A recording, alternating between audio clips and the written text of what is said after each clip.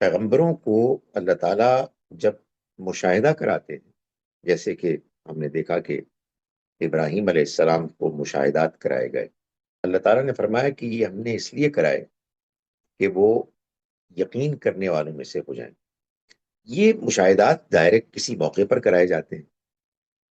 جب وہ مشاہدہ ہو رہا ہوتا ہے تو انسان کی ایک کیفیت ہوتی ہے، مشاہدے سے انسان جب باہر نکلتا ہے تو ظاہر ہے کہ اس کی کیفیت وہ نہیں رہتی۔ دنیا میں اس طرح کی جو کیفیات ہوتی ہیں، اللہ کے ساتھ تعلق کا اس طرح سے جو اظہار انسان کو محسوس ہوتا ہے، یہ کبھی ایک جگہ جا کے ٹک نہیں جاتا۔ یہ خدا کے اس فیصلے کے خلاف ہے بات، کہ جس میں وہ لوگوں کو اس دنیا کی آزمائش میں بھیج کر انہیں دیکھ رہا ہے۔ اور یہ بھی نہیں ہو سکتا کہ کوئی شخص آخری درجے کی ہدایت پالے اور پھر اس سے گر نہ پائے۔ یہ اصل میں وہ امتحان ہے کہ جس میں اللہ تعالیٰ ایک ہمیشہ کی کامیابی کے لیے انسان کا انتخاب کر رہا ہے۔ تو یقیناً یہ تو ہوتا ہے کہ انسان ایک عام انسان کی ایمان اطمینان سے آگے بڑھ کر اس ٹیریٹری کو پا لیتا ہے جو یقین کی ٹیریٹری، یقین کی کیفیت ہے۔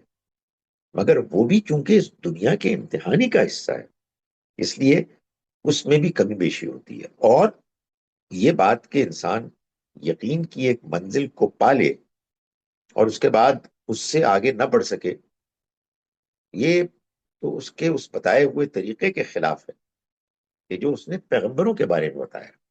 آپ یہ دیکھیے کہ نبی اکرم صلی اللہ علیہ وسلم کو کم سے کم دو جگہوں پر چھوٹی صورتوں میں اللہ تعالیٰ نے یہ فرمایا کہ جب آپ کا وقت قریب آ جائے، سورہ نصر میں فرمایا کہ وَرَأَيْتَ النَّاسَ يَدْخُلُونَ فِي دِينِ اللَّهِ أَفْوَاجًا، تو فَسَبِّحْ بِحَمْدِ رَبِّكَ وَاسْتَغْفِرْهُ، آپ تسبیح کیجئے اپنے رب کی حمد کے ساتھ اور اس سے معافی مانگیں۔